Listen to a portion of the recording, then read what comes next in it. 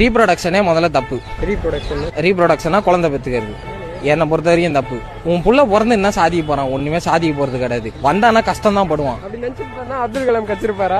காமராஜர் கச்சிருப்பாரா? சரி, அப்துல் கலாம் வந்து என்ன பண்ணிட்டாருன்றீங்க? காமராஜரும் அப்துல் கலாமும் அவங்க வந்து ஒருத்தரோட சஃபரிங்க போக்குனாங்க அப்படின்னு நீங்க சொல்லுவீங்களா? சொல்லாமா? அது கரெக்டான ஸ்டேட்மெண்டா? அப்போ அந்த சஃபரிங் அவங்க யாருக்கோ ஒருத்தருக்கு போக்குனாங்கல்ல, அவங்க பிறக்கவே இல்லைன்னா இவங்க போக்க வேண்டிய அவசியமே கிடையாது. காமராஜர் வந்து யாருடைய சஃபரிங்க போக்குனாரோ அவங்களும் பிறக்கலன்னா காமராஜரும் பிறந்திருக்க வேண்டிய அவசியமே கிடையாதுன்ற. பூமியை நம்ம எல்லாமே நாஸ்தி ஆயிருமா? என்னது மனுஷங்க இல்லாத ஒரு பூமியை மார்ஸ் வந்து நாஸ்தி ஆயிடுச்சா? நல்லா தானே இருக்கு, அப்படியே இருக்கட்டும். அதாவது ஒரு சொசைட்டினா பிறகுறோம், ஸ்கூலுக்கு போறோம், காலேஜ் போறோம், வேலைக்கு போறோம், கல்யாணம் பண்றோம், குழந்தை பெத்துக்கிறோம், இதுதான் வாழ்க்கை அப்படின்னு நம்ம செட் பண்ணிட்டோம். ஆனா இதெல்லாம் ஒண்ணுமே நடக்கல உன்னால கடைசி வரைக்கும். இதெல்லாம் ஒரு அக்காம்ப்ளிஷ்மெண்ட். இதை பீத்திக்கணும்னு அவசியமே கிடையாது.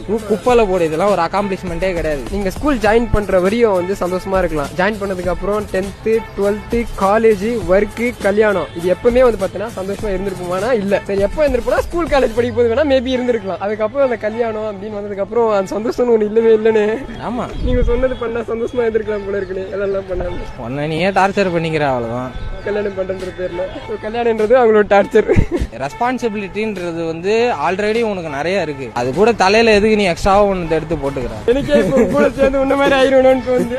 ஆனா கன்க்ளூஷன் ஒன்று கிடைக்கவே இல்லைன்னு. 50 வயசு மேல ஆயிடுச்சுன்னா நம்மள வந்து பாத்துக்கவே முடியாது. அப்ப நம்மள பாத்துட்டு யாரோ ஒருத்தர் இருக்கணும். அப்ப நீ என்ன பண்ண போற? இப்ப நீ வந்துட்டு கல்யாணம் பண்ணினான்னு வச்சுக்க, உனக்கு முன்னாடி உன் ஒய்ஃப் செத்துட்டான்னு வச்சுக்க, அப்ப என்ன பண்ணுவேன்? நர்ஸ் போட்டுப்பியா?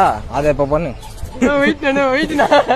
லவ்ல வந்து பொண்ணுங்கிட்ட பசங்க எதிர்பார்க்குது, பசங்கிட்ட பொண்ணு எதிர்பார்க்குது என்னதுன்னு.